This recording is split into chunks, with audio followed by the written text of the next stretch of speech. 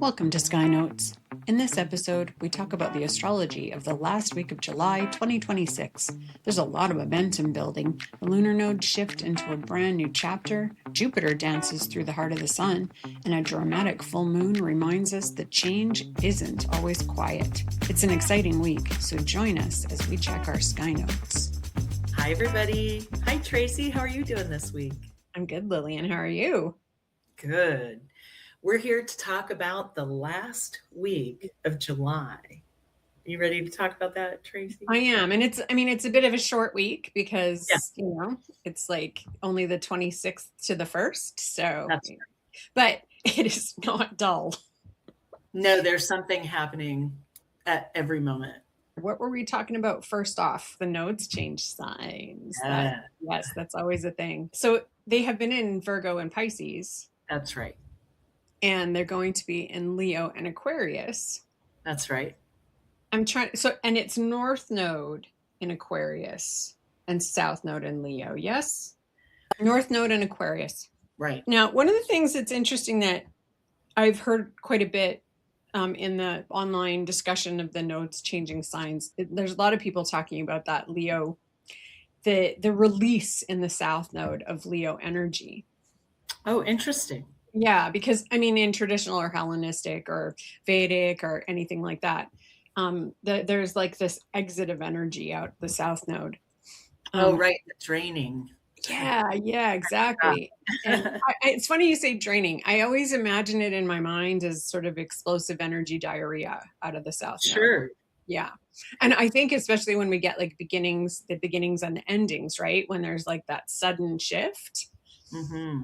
And the thing that I find, there's a lot of talk about ego is where I was going with that. Mm-hmm. But it's one of those things, again, where you and I have talked about this often, and I talk about it with my clients often, how the universe or the whatever powers that be do a great job of creating these balances. Mm-hmm. So we've got Pluto that's on the other side of Leo right now. We have Neptune in Aries, and we have Saturn in Aries. So that's a lot of stuff on those ego axes. Right. Yeah. Axes, axi. I think it is. I don't know. I think it's axes. Sure. Oh my God. You guys come back for our dictionary podcast next season. Season 4 is all dictionary terms. Lots of energy on the ego axes. And so the nice thing, like I would be concerned if we were having the North Node in Leo, right? Because that would just be this huge swell of that tendency towards ego and energy. Yeah. But it's a release out the other side. So it's this interesting release valve for one. Yeah. But also like this sort of karmic balance that it's like if that Neptune explodes it too much, you've got the South Node and Saturn there to sort of balance it out, I love that. And I love what you're saying. There's almost like a universal homeostasis that we can touch into with this information. And I do want to go back and say, so the nodes are where the ecliptic touches the orbit of the moon. And so that moment is called to the south, a south node, and to the north, a north node. I think there's also an ascending and a descending. We've got a node video if you guys want to take a look at it. You can watch it right here. Exactly. And so in traditional astrology, there's a sense of releasing and gaining. In evolutionary astrology, it's quite different. You are driven, you are receiving from the South Node. It's almost like every high school reunion happens at once. But in that limiting way, you can only be who you were in high school. You can't be who you are going to become, which is why I love the traditional approach to it, because we are desperately in need of a release from the stories that we thought were going to be important, but are not, and that must be metabolized or released or in some way allowed to move on. So I feel like this nodal shift is really cool. And for folks born, I think in 61, or there's a couple of, every 28 years? So there's a couple of generations that'll have the flip, where they're born with the Aquarius South Node and the Leo North Node.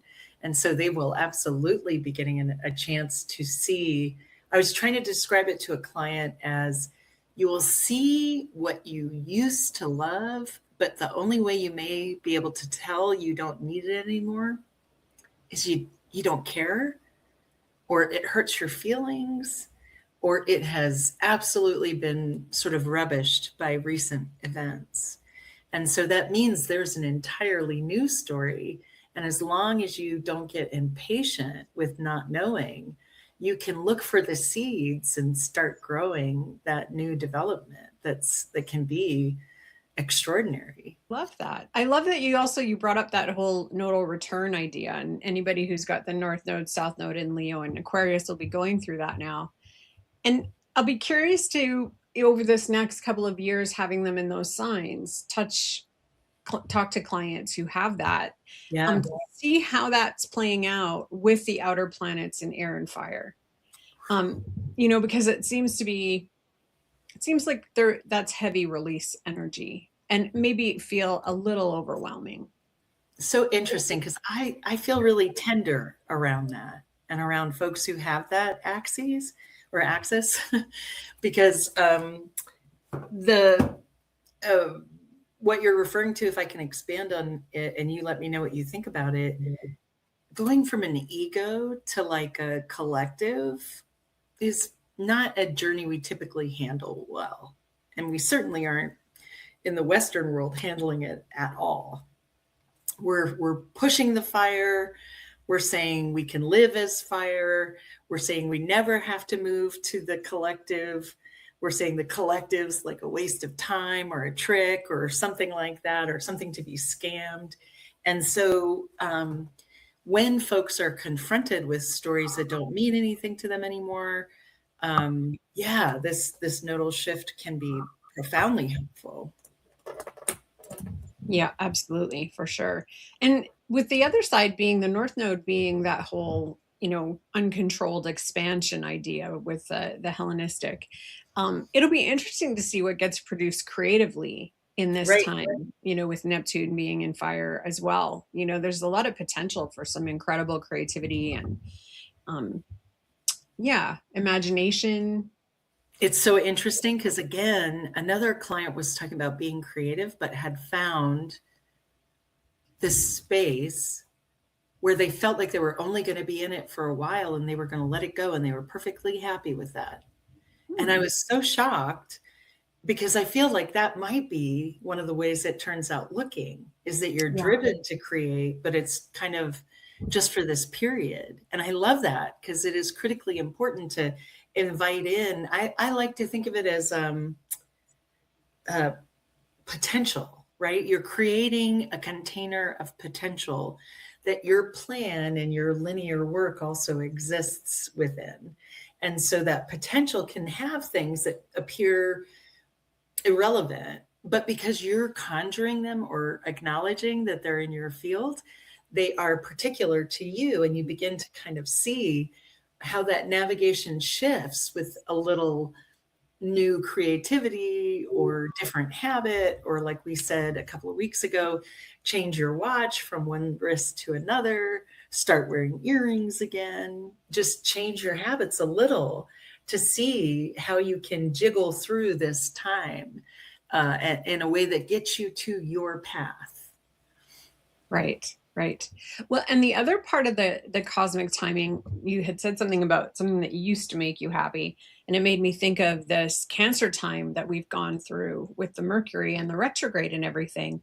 And so it almost feels like, there's this visit back to the past that we go through just before those nodes shift. So there's this opportunity that we were given to do all this house cleaning before the shift came.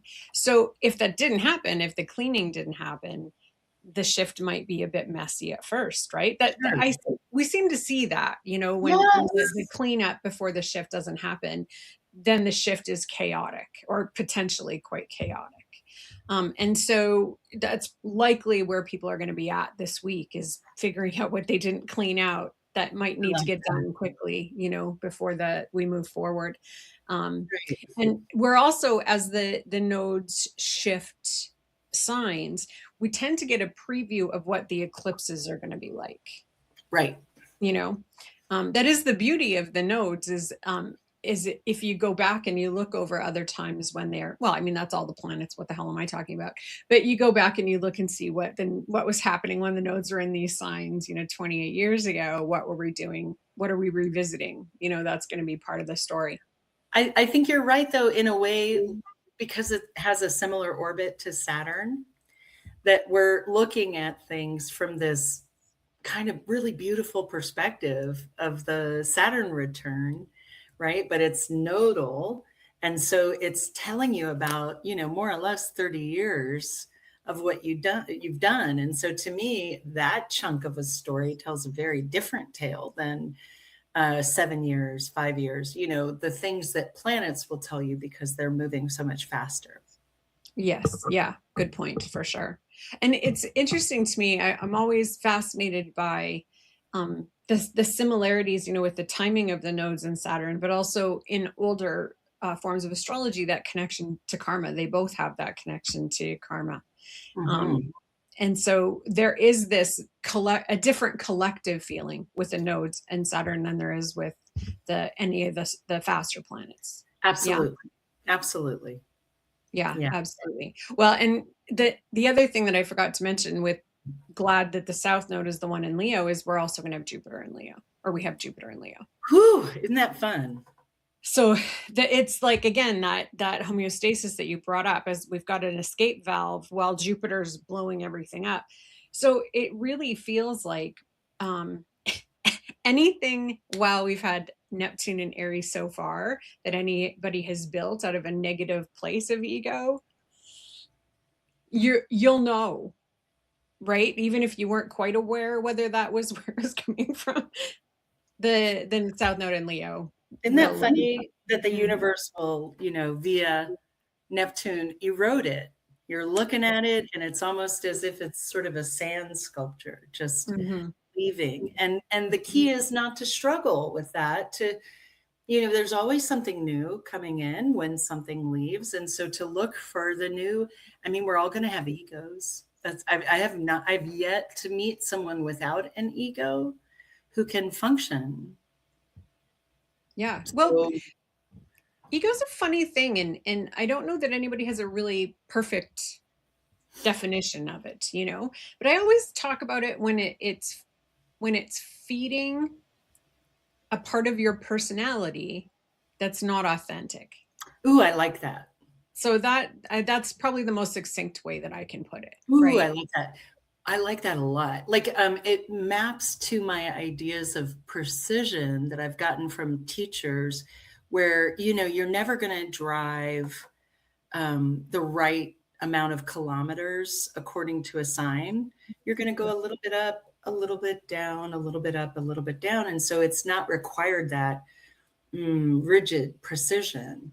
But what is required is a connection and an alignment. And that is what I feel like we're being asked to cultivate, is where are our alignments and how will they sustain us, and how will they, I mean, I love the South Node. Like, does that mean all our best party planners are back in town? Should we just, do fireworks for the whole month or the whole 2 years? Like, that would be my dream, right? But at the same time, it's like, it's okay that we have egos and we crash and burn every once in a while. You develop a lot of compassion for others and yourself as a result. Yes. Well, an unhealthy ego, to me, in terms of how we're talking about it right now, is when you balance everything on top of that piece of your ego, right? It's like, nope. It's just going to fall over. Exactly. Right? Well, it made me think of Feldenkrais too. Like, Feldenkrais talks about movement and parasitical movement. And so Feldenkrais is a body awareness exercise to help you continually reorient to the kinesthesiology that we know about our bodies, so you're not doing things to hurt yourself, right? Which, as I get older, I really want to know. I really want to understand that. But the way they talk, they'll say, you kind of develop a giddy up, somebody hurt my shoulder, so I'm never going to put my shoulder down. Then my walk gets all wonky. Then everything kind of starts becoming parasitical and interferes with life instead of being in support of it. So I don't want to say, well, I got to chop that shoulder off. It fucked up, so it's out. I want to say, oh my God, how do I support this shoulder up till when it heals and beyond, so that I get the full movement in my body and I don't have to give anything up just because something emotionally happened that my ego doesn't like. So that parasitical ego, if you will, is the ego that doesn't just pay the bills and tell people who you are, but does crazy shit and doesn't help. And you know what I mean? Like, doesn't, it's parasitical to your life. Absolutely. Now, the other interesting piece of this is that same day, Saturn goes retrograde. So again, with the homeostasis, the nodes change signs on the same day or Saturn goes retrograde. So we get this opportunity to go, okay, so we've had Saturn going through Aries so far. This is, so what do we have to go back and revise? What have we done? What do we want to commit to? What do we want to get rid of now? Because we committed to stuff at the beginning. Aries is going to love that. Go back over. Right. Exactly. With Saturn? And so again, we've got this crazy fire energy between Saturn retrograde and the South Node there and Jupiter and Leo. And it's just like a lot. It's a lot of fire energy. But Saturn retrograde is going to give us the opportunity to get rid of whatever we took too much of on. Yes. Renegotiate contracts, explain where you're coming from to yourself, if not other folks. Yeah. I like that. Yeah, I have Saturn retrograde natally. I have to always remind myself because I actually like Saturn retrograde cycles. So, I mean, it makes sense, right? They're very productive for me. But you don't have it, do you? Natally? I do not have it. No, I do not. And recently you and I were playing around with my chart and we found that by progression, some outer planets had gone retrograde. And that was really interesting for us. But Saturn was not one of them. So I have no experience with that. Right. So have you noticed anything that happens when Saturn does go retrograde? Absolutely. It was just so, but in contrast to what you're talking about, a loss of traction, a little bit of confusion. The tasks that come to me, like the burdens, make a little less sense. It takes longer to kind of process. So those are the things I noticed right off the bat.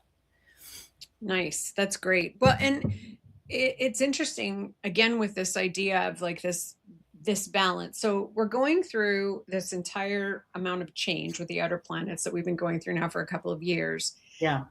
And to have Mercury go retrograde in Cancer and then almost right away we have Saturn go retrograde in Aries. Those are both cardinal signs. So it's like both of them are like, okay, what actions have you taken during this time of transition and what needs to be adjusted? So we're getting these checkpoints one after the other to go, okay, go back. What do you need to fix? Right. I like and then that. It's so interesting because then Mercury is going to go retrograde in Scorpio, which is a fixed sign. So what have you gotten entrenched in over this time that needs to maybe get dug up? So it's like when you follow the cycles all the way through, the stories always, I mean, that's why I love astrology, but same, it's a beautiful, beautiful story. So at this point, I find it makes me less impatient, right? Like if the nature of things maps to what I expect, I'm not feeling out of sync. Oh yeah, I love that for sure.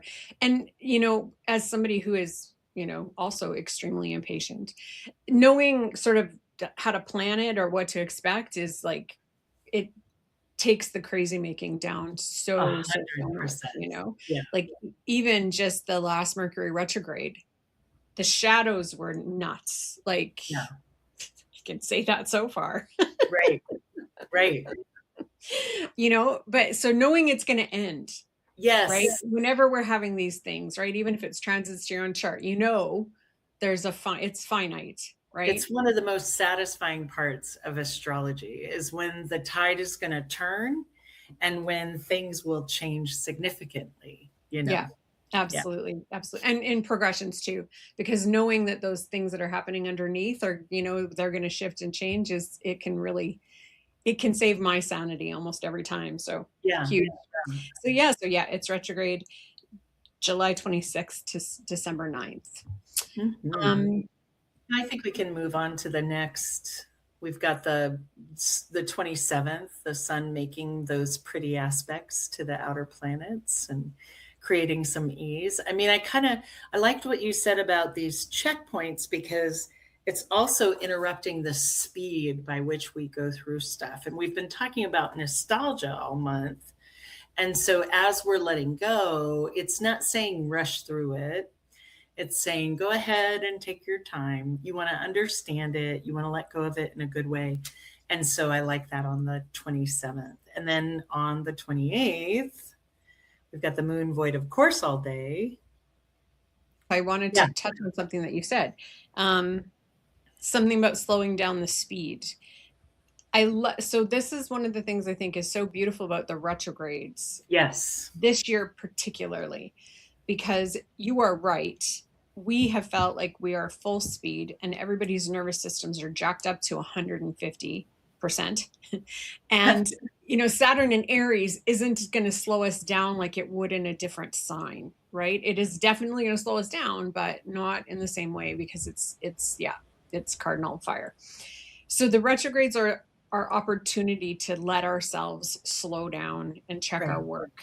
And so Yeah. I feel like whereas most years the retrogrades can really be frustrating for people, I feel like they're very welcomed. If we Love know that. how to work with them, I feel like this year in particular, they're very welcomed. Yeah, Yeah. absolutely. So yeah, knowing how to work with them, I think is going to be really helpful for people for Yeah. sure. What to do and which house it's in for you. So where to focus, is it making aspects? I think that can be really, really helpful to take a breath and use Mhm. it so that you're not driving yourself crazy trying to move forward because that's Absolutely. not the point, right? Right. And to know that you aren't the source of things slowing down. You're not the Mhm. bottleneck. Like, that's just not a thing this summer. Even if you become the bottleneck, you know how some people can like sense a thing and then, oh, I'm doing it. It's not true. Yeah. It's a time right now where the cadence is kind of getting interrupted. Yeah. Yeah, exactly. And we have we're going to have Venus go retrograde in the fall. We're going to have Jupiter goes retrograde every year. So we've got these checkpoints, right? All along and all the way through. Mhm. So yes, I think the retrogrades are quite welcome. And as you mentioned, the void of course on the 28th is Mhm. all day, all day. And Right? and I feel like, we talk about the voids just to give people a heads up. It could be frustrating, but that's a void in Capricorn. And so I feel like extra frustrating because I know as I've been watching these moon signs and things, the moon in Capricorn is super productive for me. Oh, yeah. I think for most people, Me but because too. Yeah. I've got good Earth in my chart, it is super helpful.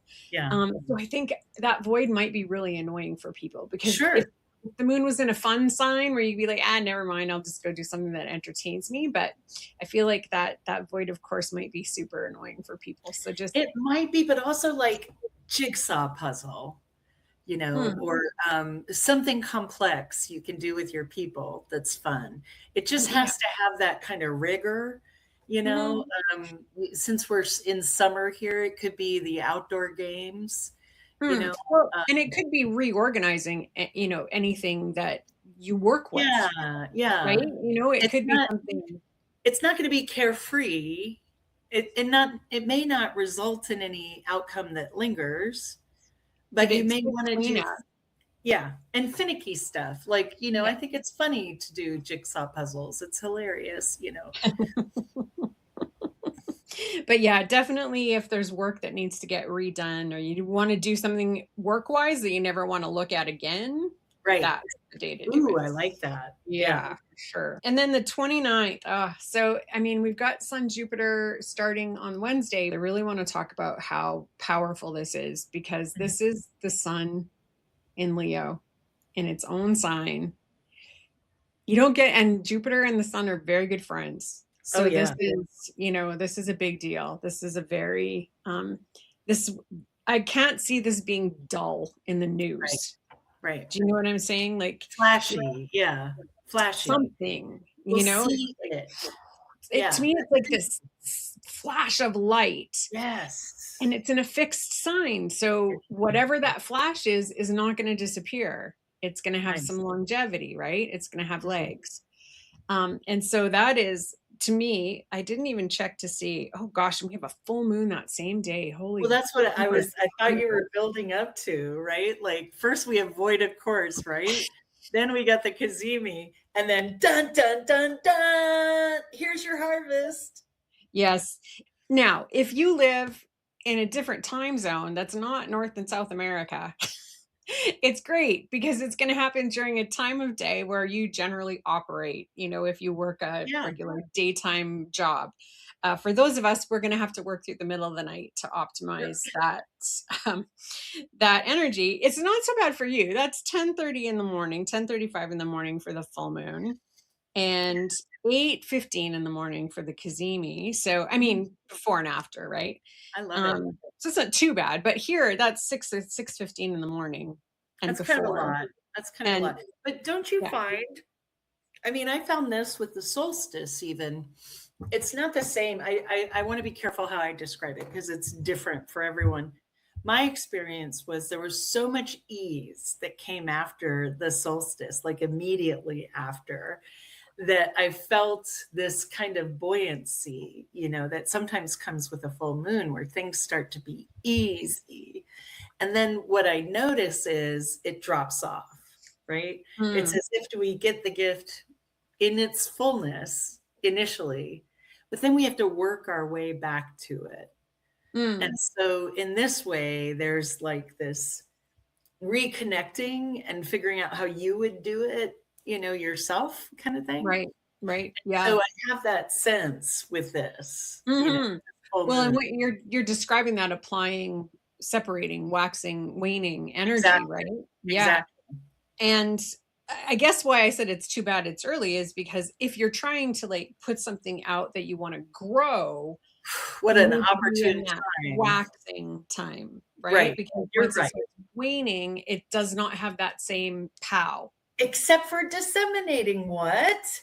Except for disseminating. The disseminating phase is release your seeds, release your fruit, give the But again, things. for it to go down and then settle and do a bunch of stuff, not to grow and continue to grow Okay, visibly from that point forward. that's fair. So if you have a gift you are preparing to release.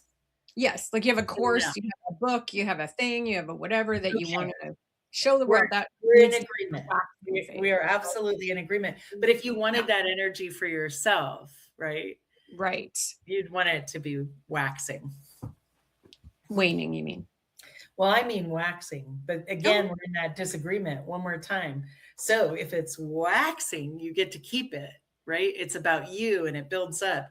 If you're disseminating, if you're giving it away, if you're releasing it, that's the same as not getting it, right? oh, okay. In electional astrology, so say it's a business thing and you want to launch something into the world. That's You do it. that before it starts to wane, is the rule, right? Which is not the same as the phases of the moon and whether you get something or give something away. Yeah, and I think sometimes that's when it gets a little bit confusing is when you start using that metaphor with the moon, right? But yeah, so the early in the morning thing for the Cazimi is if you want to release something before it starts to separate and move away, then you're going to want to use that time ahead of time, right? There we go. But now the beautiful part is when the waning thing hits is that's when you go and you take what you've grown and you start to use it. You Whoosh. start to spread it. You start to share it. You start to Yeah. give it away. Right.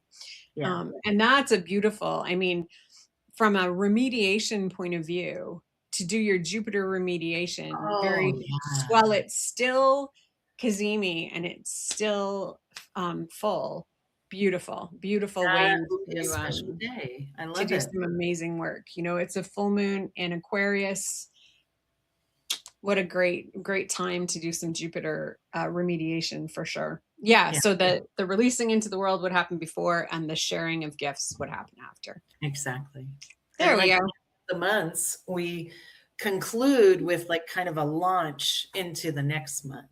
So that full moon will act as that for August as well. Absolutely. And that really is that's kind of it until we move into the astrology of August. Yeah. I mean, it didn't end quietly. It's like the 29th is this huge, massive burst of energy, and then we get a couple of days to gather ourselves before the next month starts. But July has been quite a month Yeah. astrologically, for Yeah, it sure. really has. So it's fun when we have these bigger events to watch what's happening on social media, just to sort of see what shows up and what's coming into our faces regularly. Because if we can compare notes, and Yeah, we're both the things that we're both seeing are the things that most people are enjoying. I So think so. yeah. Yeah. Yeah. So it'll be interesting to see what's in the news feed, and what the end of July is bringing our way. And Mhm. also the preview of what the nodes in this Leo Aquarius axis is going to show us for the next couple of years. Absolutely. Yeah. Did Yeah. we cover everything? I think so. I think so. Let's do Excellent. it again. Let's do it again for August. Yes. We'll see everybody for August. Have a great week. We'll see you Yeah, again. you too. Have a great week. We'll see you next time.